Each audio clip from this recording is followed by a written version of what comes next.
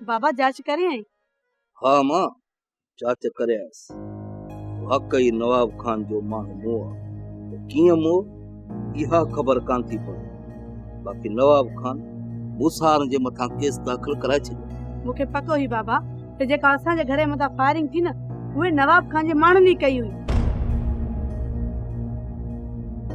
यो सरासर असां ते इल्ज़ाम आहे। बहावल ऐं मुंहिंजे विच में लख इख़्तिलाफ़ छो न हुजनि, पर मां कॾहिं बि बहावल जे घर जे मथां फायरिंग नथो कराए सघां।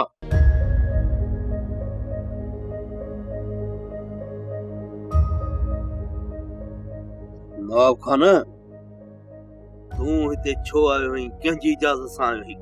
मां तव्हां खां इहो पुछण आयो आहियां त मुंहिंजो माण्हू तव्हांजे ॻोठ में कीअं मोह? हुनजी मूंखे का ख़बर कान्हे का। माण्हू तुंहिंजो मुंहुं आहे, जांच वञी तूं पाण कर।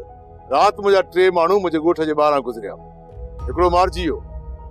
इन अची ॿुधायो त तव्हांजे घर मथां फायरिंग हलंदड़ हुई ऐं हू उन तरफ़ विया त साम्हूं मूसा मीर ऐं दरिया खान टकराइनि। फायरिंग जी ॾेवट थी, जंहिंमें हिकिड़ो माण्हू मुंहिंजो मारिजी वियो।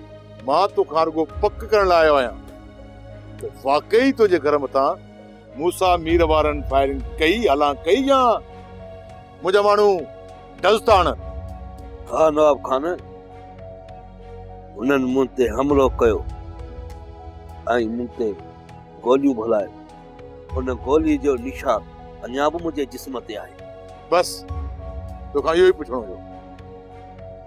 हाणे मूसा वारनि खे मां पाणे मोड़ींदुसि।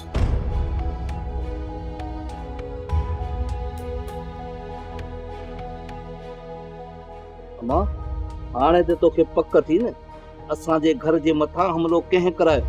बाबा मूंखे ॻाल्हि सम्झ में नथी अचे।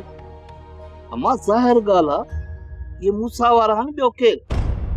सोप सीरियल तकरार तमाम एपिसोड ॾिसो हाणे HD क्वालिटी में। विजिट कयो असांजो YouTube channel Sindh TV HD drama. Subscribe कयो असांजो official YouTube channel Sindh TV HD drama ऐं वधीक अपडेट लाइ बेल आइकन खे क्लिक करियो।